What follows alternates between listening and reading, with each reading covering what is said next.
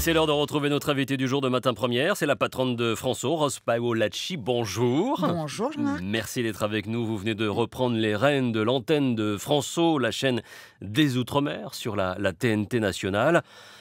J'allais dire la chaîne des Outre-mer enfin ou plus que jamais des Outre-mer? Oh, plus que jamais. Je crois que ça fait plus de doute pour personne en fait. Il faut vraiment qu'on soit convaincu qu'on a encore plein de choses à dire, plein de choses à créer. Il y a encore tellement de territoires et tellement de choses à explorer ensemble que oui, l'outre-mer sera partout, tout le temps. Vous y croyez, vous? Vous croyez en Moi, cette j'y matière, crois. Moi, matière j'y crois. première Alors, des Outre-mer? C'est votre cible de téléspectateurs aujourd'hui? J'y crois doublement. D'abord parce que, je veux dire juste deux mots, mon petit parcours Ouais, personnel, ouais. c'est juste que je suis une Ilienne qui a défendu des positions, entre guillemets, fermes sur le fait qu'on a besoin de se dire des choses aussi entre nous. Hein. Je suis corse, Ouais. mon nom ne Ouais. vous aura pas échappé. J'ai eu la chance de travailler aussi dans le réseau Outre-mer, à Wallis et Futuna, dans le Pacifique. Ça m'a appris une dimension de la rencontre, de l'autre, de l'attention aussi, dans un dialogue avec des mots qui sont pas toujours entendus et perçus de la même façon selon l'endroit où on est, selon le contexte dans lequel on le dit. Alors oui, quand on s'engage pour dire on a besoin d'un espace qui nous ressemble, dans lequel on veut se parler, mais tous ensemble, il n'y a pas d'exclusion. Pas d'exclusion. Il n'y a pas d'exclusion. Au contraire. Au contraire. On est Mais tous... parler de nous, de ces Outre-mer. Qui peut De cette mieux que matière. nous, qui peut mieux que nous parler de nous? Mhm. Ça ne veut pas dire qu'on est les seuls à pouvoir en parler de nous. Mais quand on a quelque chose à dire ou à montrer à l'ensemble de la communauté que nous sommes, de la société française, on doit pouvoir participer au moyen de s'exprimer et dans un objectif qu'on a construit ensemble. Pas dans un objectif où on s'oppose les uns les autres, où on est dans une revendication d'identité. On n'en est plus là. Votre cible, vous l'avez bien dit, ce sont ces téléspectateurs des Outre-mer ou qui s'y intéressent bien évidemment. Oui. Comment irez-vous les chercher? Eh ben, on va les chercher avec avec des programmes qui sont ancrés dans un quotidien. Ici, en tous les cas, tous les jours, enfin, dans la rentrée, tout de suite, là, on reprend les émissions comme les témoins d'outre-mer à midi et puis le soir, puisqu'il y a une double diffusion, avec le flash talk aussi qui revient, qui donne la parole aux citoyens sur des sujets qui sont d'actu et puis qui nous titille et puis qui nous pose question. On n'apporte pas d'ailleurs de réponse ferme et fermée. C'est la parole qui circule. C'est la parole qui donne envie de réfléchir, d'aller plus loin et de rebondir sur d'autres sujets. On est vraiment ancré là-dessus. Ensuite, tous les grands rendez-vous qu'on a connus, que ce soit investigation pour aller plus loin dans certains sujets, d'enquête, sont évidemment présents. Ce que je veux dire, c'est que... C'est de cette façon que vous allez pouvoir cueillir ces gens qui s'intéressent à l'outre-mer, qu'ils soient d'outre-mer ou pas. Déjà, il faut que les fondamentaux, pour moi, il faut que les fondamentaux soient respectés. C'est-à-dire, c'est quoi les fondamentaux? C'est ceux-là. C'est ceux qui sont dans la grille des rendez-vous où les gens sont sûrs que quand ils vont venir sur cette plage horaire, on va parler, on va décrypter une actualité ou un sujet ou une problématique dans un territoire qui va nous ouvrir sur le monde, qui va nous resituer, qui va nous donner à comprendre. Mais il y a la musique aussi, il y a la culture, il ne faut pas oublier. On est dans une identité, on a besoin de construire et d'alimenter des réflexions. Donc il y aura toujours les mêmes rendez-vous avec des artistes différents, bien évidemment, mais et d'autres découvertes. Parce que notre challenge, c'est ça, c'est de se renouveler en gardant du fondamental. Et cette reconquête, vous avez apparemment l'intention de le faire également avec les télévisions premières, les télévisions d'où vous venez, de Wallis, de Saint-Pierre, de La Réunion et des Antilles? Évidemment, parce qu'eux aussi, ils sont créateurs et promoteurs d'idées, créateurs de programmes, promoteurs d'idées qui collent à leur territoire et qui sont vraiment dans la proximité. Mais il se trouve que nous, même d'ici, ça nous intéresse parce que leurs expériences, la façon dont ils le vivent, la façon dont on le relate, qui s'inscrit dans une réalité en fait quotidienne, ça nous intéresse à la fois comme modèle et comme curiosité. Parce qu'il n'est pas exclu, loin s'en faut, de trouver des expériences de choses dans certains territoires d'outre-mer qui correspondent à des préoccupations. Quand on voit par exemple un programme comme Ma Terre pour demain en Nouvelle-Calédonie, ou quand on voit un programme Ma Terre pour demain, en fait, ça s'intéresse à des questions d'environnement. C'est-à-dire, qu'est-ce que je fais concrètement? Je ne donne pas de leçons. Je dis pas... Voilà, les choses concrètes qui se font sur le terrain voilà, de Nouvelle-Calédonie. Et quelquefois, ce sont des initiatives extrêmement innovantes, mais quelquefois, et souvent, elles prennent racine dans des traditions. Et en fait, on se rend compte que l'histoire commune des peuples et des territoires, elle alimente l'ensemble de notre réflexion. Alors on l'entend, c'est tout l'avantage qu'il y a à travailler avec ces télévisions de proximité première et pour pouvoir récupérer toute cette richesse. Quelle est la difficulté, par contre, qu'il y a à travailler avec les premières, s'il y en a? Alors, difficulté, on va peut-être pas... De trouver une homogénéité. En tous les cas, c'est clair qu'on n'est pas... la distance ne favorise pas forcément, le décalage horaire ne favorise pas forcément la séance de travail comme on peut l'avoir aujourd'hui. On se dit, tiens, on se voit, etc. Évidemment, il y a des moyens de connexion. Ouais, évidemment. Mais c'est moins facile parce qu'on n'est pas vraiment présent. En revanche, on s'accompagne et on se dit, qu'est-ce qui est bon pour votre antenne, qu'est-ce qui est bon pour la nôtre ? Et qu'est-ce qu'on a envie de voir cette année? Par exemple, il y a un projet à La Réunion que j'en ai trouvé très intéressant de soutenir et de faire ensemble et de réfléchir ensemble, parce que justement, ça rentre dans cette idée qu'on peut découvrir du patrimoine tout en ayant une curiosité du quotidien, pas s'inscrire dans des choses trop classiques. On a une émission qui va s'appeler Une case en or, qui consiste en fait à réhabiliter du patrimoine abîmé, des cases très détériorées. Et là, en fait, on fait intervenir un architecte, et la famille voit son patrimoine se revivre. Et ça, c'est notre... Évidemment, ce sont des choses qui nous touchent. Ça, c'était intéressant pour Réunion Première. Et ça le devient pour vous aussi. Et oui, ça le devient pour nous aussi. Et c'est un programme, du coup, commun qui va enrichir la grille. Il y a peut-être une question d'homogénéité aussi, de trouver un équilibre. Il faut la trouver. C'est le challenge de l'année. Il y a ce challenge cette année qui est de dire, oui, on a nos marques sur France O qui sont installées, qui sont connues. Il y a une autre émission dont je voudrais parler parce qu'elle s'inscrit dans cette... il y a une émission de cuisine, nouvelle qui va arriver en novembre. Et cette fois-ci, on a choisi d'avoir une chef Kelly, qui va aller directement dans les territoires, qui va montrer à travers ses rencontres avec des gens qui cuisinent, des chefs, mais pas que, avec des producteurs de produits locaux, comment on peut renouveler une cuisine et comment on peut redonner un élan à des cuisines que nous, on voit moins ici. Ce qui nous a paru important, c'est qu'elles soient sur le territoire et qu'elles rencontrent et qu'elles vivent et qu'elles nous fassent partager l'émotion du territoire. Donc qu'elles passent de territoire en territoire et que ce lien soit celui de la cuisine, des fourneaux et donc de la tradition et des habitudes. Et voilà, et du bon goût.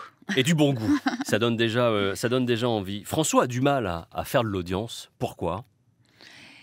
Alors, c'est une bonne question. Si on avait toute la réponse, nos audiences montraient. Mais en revanche, c'est vrai que peut-être aussi, on peut dire que d'un côté, nous suivent les ultramarins en particulier, mais on n'a peut-être pas su aller chercher d'autres publics.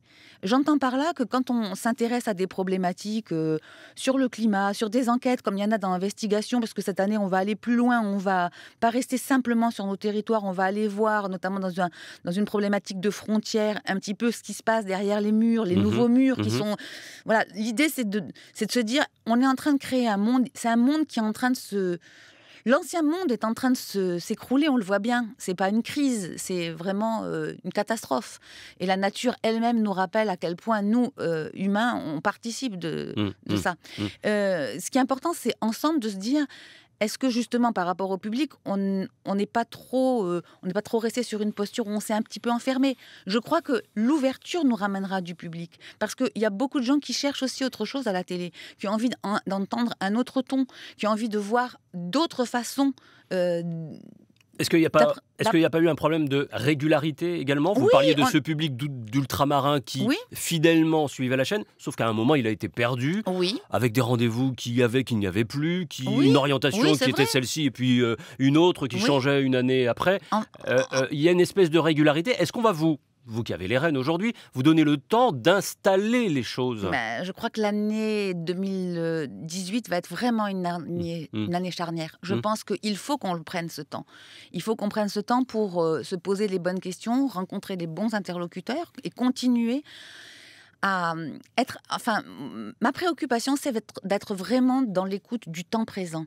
Quelquefois, en télé, on s'arc-boute sur des positions et on a quelquefois un peu de tort. Je fais mon mea culpa parce que je fais partie des gens qui, en se disant, voilà, on veut reproduire tel modèle parce qu'il a marché à tel endroit, etc. Je crois que nous, on attend de nous de l'audace aussi. Et il faut une prise de risque. En fait, ce qu'il faut comprendre, c'est que pour avoir du résultat, il faut une prise de risque. Rose Paolacci, qu'est-ce que vous auriez souhaité mettre en place cette année 2018 qui arrive comme projet? Ce serait quoi votre folie à l'antenne? Ma folie, enfin, j'ai pas de folie aujourd'hui tout de suite là. Folie télévisuelle, hein, oui, on est bien d'accord. J'ai bien compris. Moi, je suis persuadée que il faut un espace de parole plus grand encore, plus dans le débat, dans la rencontre, on peut faire plus. D'accord. Voilà. Je pense qu'il faut vraiment... le Flash Talk joue son rôle aujourd'hui, mais je pense qu'il faudrait avoir un autre endroit, un autre moment aussi pour dire encore des choses. Le mercato de vos présentateurs s'est bien passé? Oui, parce que les gens qui... Mais j'ai l'impression on retrouve un peu les mêmes. Il n'y a pas eu de gros changements. Voilà, justement, le chantier des présentateurs, je pense que c'est un chantier qu'on a un petit peu mis de côté pour l'instant, parce que il faut aussi avancer, hein, et on s'interroge sur le projet, l'organisation qui va avec et les figures qui vont incarner ce projet. Et c'est pas tout de suite. Alors, il n'y aura pas de révolution, il y aura des évolutions, ça c'est sûr. Et pour l'instant, de nouveaux visages, pas encore. On garde la même équipe. D'accord.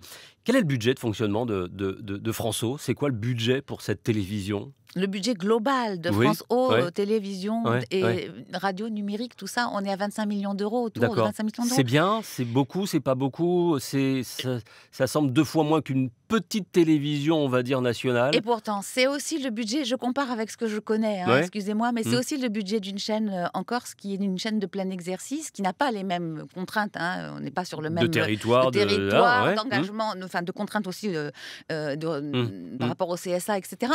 Mais c'est un budget qui permet de faire quand même un certain nombre de choses. Mais c'est un budget qui ne permet pas qu'on s'éparpille et qu'on se disperse. C'est ça aussi. Ça va être ça votre mission aussi, je crois. Revenir aux fondamentaux sur des choses concrètes. Ne faisons pas 10 000 choses, faisons une bien, s'il le faut. Pas simplement qu'une, mais dire que voilà, si on prend dans un thème, la musique, etc., on prend des lignes fortes, on s'y tient, on fera peut-être un peu moins, on sera peut-être un peu moins visible, mais on donne du sens vraiment et on continue. Et ça doit être complémentaire d'un certain nombre d'autres programmes qui vont venir en écho. En parlant de complémentarité, la télé de demain, c'est aussi celle du numérique et des réseaux sociaux. Ça va être l'une de vos priorités, l'une de votre attention en tout cas. On parlait d'émissions spéciales qui ont eu lieu, Solidarité Antilles, qui a eu le parallèle sur Facebook. Voilà, je voudrais revenir sur ce point parce que notre rentrée était une rentrée au départ que nous avions pensé avec de grands événements, la belle soirée en hommage à Saint-Éloi, les francophonies qui se déroulent aujourd'hui avec notre partenaire TV5 Monde et une grande soirée dédiée à Gauguin le 22 octobre. Et puis dans ces grandes soirées, un invité surprise dont on serait passé, c'est Irma et puis maintenant c'est Maria, voilà. Mais nous, on a réagi, on a changé nos antennes pour ça, on a donné effectivement une visibilité et on joué au sens la carte du numérique beaucoup et on sait à quel point ça a été important. Donc il faut aussi qu'on se questionne et qu'on se renforce sur ce support-là en proposant d'autres offres, d'ailleurs pour d'autres publics qui n'est peut-être pas le public qui vient sur notre chaîne celui d'ailleurs, voilà, et qui consomme à d'autres heures et qui consomme pour d'autres raisons et d'autres moments, hein. En tous les cas, on voit chaque fois qu'on fait de belles audiences sur le numérique. Il y aura d'autres gros événements comme ça auxquels vous pensez pour cette année, cette saison, on va dire 2017-2018? Il y aura des événements, un petit peu trop tôt pour en parler, mais c'est certain que je crois aussi en la force d'événements fédérateurs populaires qui sont là aussi pour marquer que nous sommes tous ensemble dans cette grande vibration, j'allais dire, hein, de vie, ce battement de cœur que nous portons tous ensemble. Pour ceux qui pensent que cette chaîne n'a pas de raison d'être, Que leur dites-vous? Alors, je leur dis qu'ils font de fausses routes, mais à 100%. Et c'est pas une ultramarine, entre guillemets, native qui le dit. C'est quelqu'un qui a travaillé dans le réseau France 3. Je n'ai pas de honte à le dire. Au contraire, je suis très fière de ça. Qui est passé par France 3, et qui sait à quel point l'ensemble des territoires, quelles que soient leurs particularités, font ce que nous sommes, c'est-à-dire une société, un pays, et que nous avons à construire et que nous avons une raison d'être parce que nous tous, nous avons apporté de l'endroit où nous sommes nés, à l'endroit où nous avons été élevés, grandis, éduqués et nous avons travaillé, nous avons tous apporté notre pierre pour construire cette France.